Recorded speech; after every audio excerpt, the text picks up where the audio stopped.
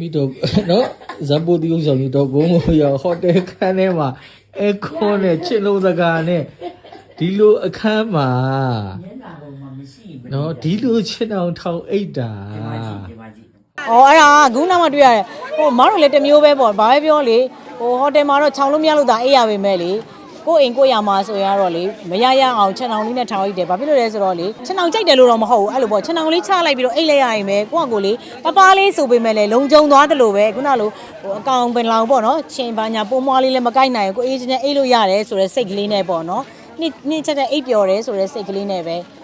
ချက်အောင်ကြိုက်တယ်လို့ပဲပြောအောင်ပေါ့နော်ချက်အောင်ထောင်လိုက်တာကိုကြိုက်တဲ့အဖွဲတည်းပေါ့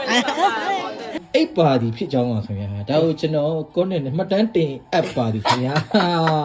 အဲ့ဒါကတော့လုံးဝကြည့်လို့တော့မရဘူးလေတမီးရနော်မတို့လည်းဖြတ်သန်းလာတာမမဘိုင်းမှာပဲဖြစ်ရမယ်နော်အမေတခွန်းဆိုတခွန်းဆိုတာလည်းပြောမလို့မျှတရမယ်နော်လက်ဆိုတာဟို crossing လို့ပေါ့သူ့ဘက်ကိုပေးကိုယ့်ဘက်သူပေးနော်ဒါမှမျှတမယ်ပြီးတော့အိမ်တော်ရသားဖြစ်လာရင်လေပုံမွေလင်းလင်းတိုင်မယ်နော်မတိတာမျိုးဘာတစ်ခုမှမလုံးနဲ့